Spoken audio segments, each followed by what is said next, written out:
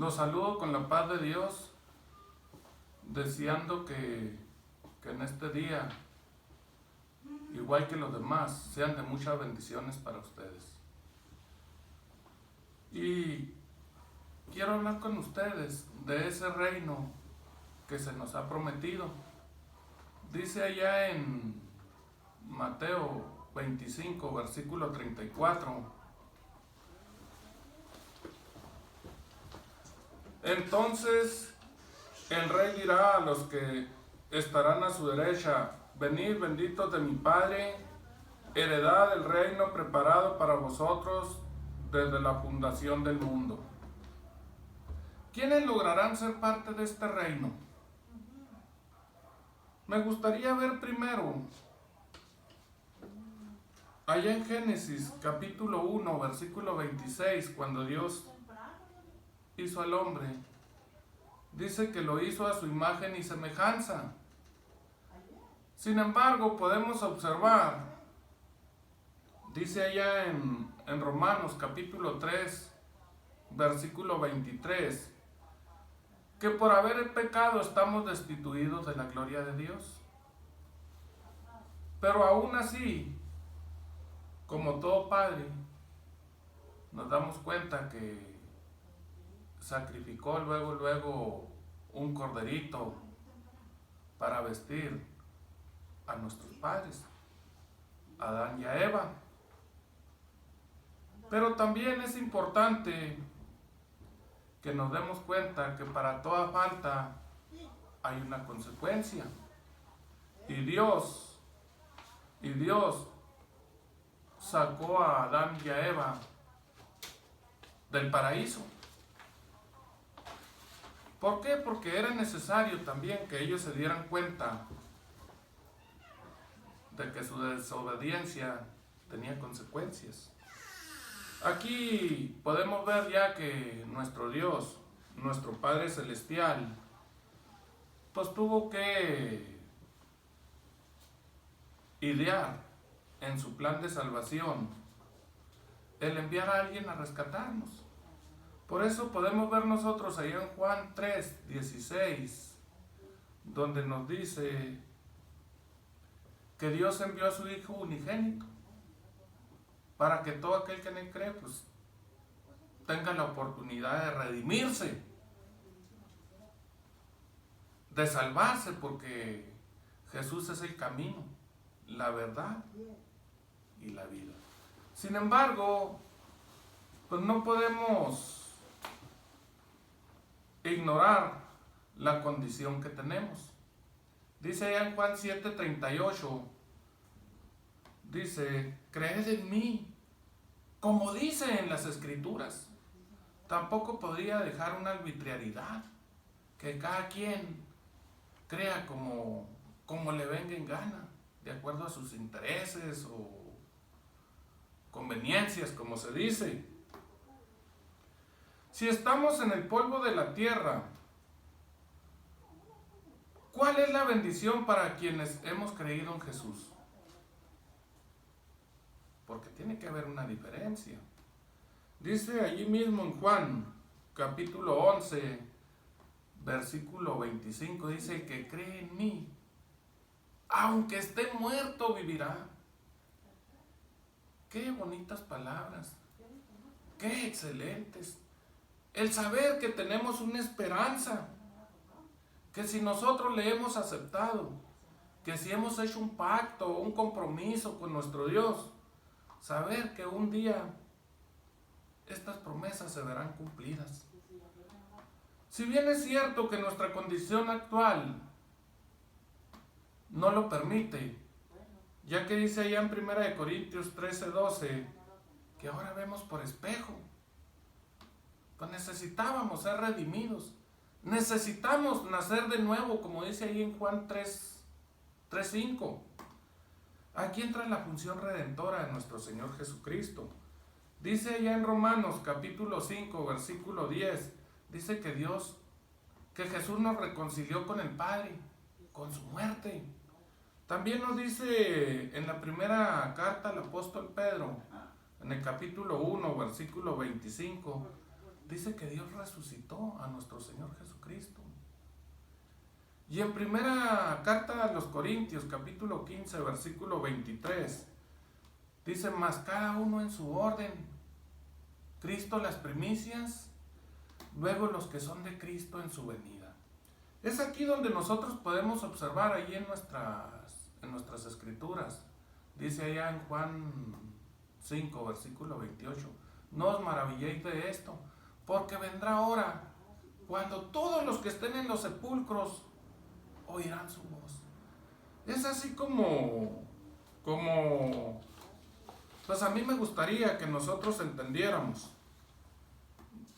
porque sigue diciendo ahí en 1 Corintios capítulo 15, versículos 51 y 52, hablando de la venida de Jesús, que se nos prometió que volvería después de haber ascendido a los cielos, que viene ahí en Hechos capítulo 1 del 9 al 11. Pues dice ahí en 1 Corintios 15, versículos 51 y 52, en un momento, en un abrir y cerrar de ojo, a la final trompeta, los muertos serán resucitados incorruptibles. ¿Y qué sucederá con los que estemos o estarán en vida? Dice que serán transformados. Qué maravilloso va a ser este acontecimiento. Dice ahí en Romanos capítulo 8, versículo 29, dice que seremos como a la imagen de Jesús. Y mismo Jesús afirmó estas palabras allí en Juan 17:11, cuando él habla con su Padre, dice: guárdalos en tu nombre, para que sean uno, así como nosotros. Incluso el profeta Daniel, allá en el capítulo 12, versículo 2, dice: unos seremos despertados para vida eterna, otros para vergüenza y confusión perpetua. ¿En qué estriba esta diferencia? Si nosotros vemos allá en Primera de Tesalonicenses, capítulo 4, versículo 16, dice que los santos resucitarán a la venida de Jesús. Resucitarán primero. Pero qué triste para la otra parte, dice allá en Apocalipsis, capítulo 20, versículo 5, dice: pero los otros muertos no volvieron a vivir hasta que sean cumplidos 1000 años. O sea, después de que haya pasado el reino milenial de Cristo. Incluso nos lo dice en Mateo, capítulo 13, versículo 49 y 50. Dice: allí será el lloro y crujir de dientes.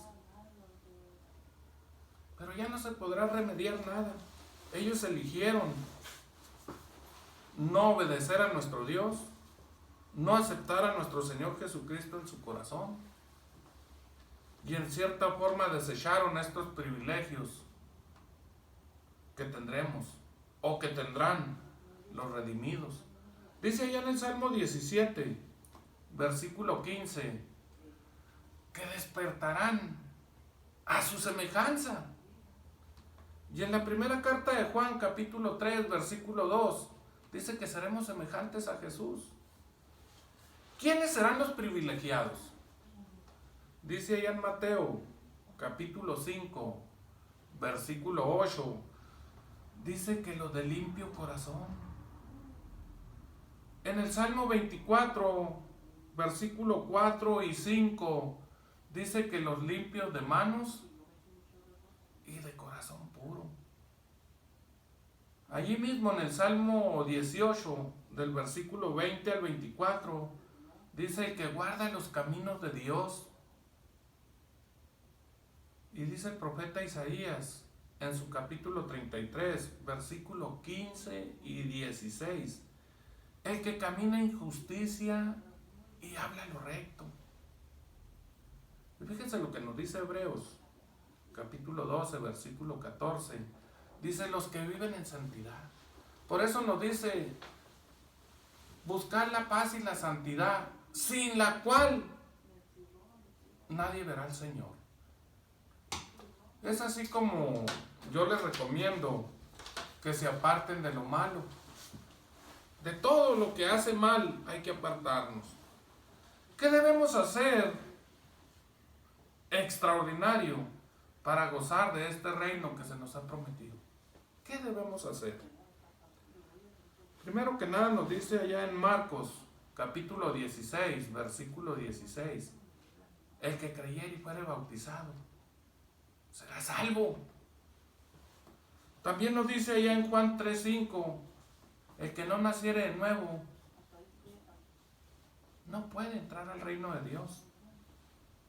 Y en Lucas, capítulo 8, versículo 21, dice que debemos ejecutar su palabra. Es así como nosotros estaríamos haciendo la voluntad de Dios, ejecutando su palabra. Esto lo podremos corroborar en un futuro aquellos que somos redimidos o que seremos redimidos. Dice allá en Juan 17:6, dice que Jesús, que Él ha manifestado su nombre a los hombres que del mundo me diste. Dice, tuyos eran y me los diste y han guardado tu palabra. O sea, de nada nos serviría hacer un pacto con nuestro Dios si nosotros no guardamos su palabra, si no la ejecutamos, si no la cumplimos, porque vemos que también pues, los demonios creen. Entonces es importante que si nosotros hacemos un pacto con Dios, nos sujetemos a su palabra. También nos dice allá en Apocalipsis 7, versículo 14, dice, aquí están los que han venido de grande tribulación. Porque sabemos que el reino de Jesús, este reino que ya la iglesia de Dios, los redimidos estamos viviendo, aquellos que le hemos recibido, como dice allá en Juan 1:12, nosotros ya estamos viviendo este reino, nomás estamos esperando su venida. ¿Qué encomienda nos da para ser parte de este reino? Si nosotros vemos ahí en la carta primera de Pedro, capítulo 5, versículo 8 al 10, dice que seamos sobrios, que velemos, porque vuestro adversario el diablo anda como león rugiente, buscando a quien devorar. Todo aquel que descuide ese don que Dios nos ha dado, cuidado, porque el diablo no duerme, siempre va a andar rondándonos. Y dice allí en Apocalipsis, capítulo 10, dice, sé fiel hasta la muerte y yo te daré la corona de vida. Es así como yo invito, yo exhorto a todos aquellos que han aceptado seguir a nuestro Dios, que de verdad vivamos en santidad, que de verdad hagamos la voluntad de Dios, porque a Dios no lo vamos a engañar. Y como Jesús rogó al Padre para que nos enviara su Espíritu, para no dejarnos huérfanos, pues a través de ese Espíritu Dios se manifiesta en cada uno de nosotros. Es así como quiero despedirme de ustedes, deseando que la paz de Dios siempre esté con cada uno de ustedes.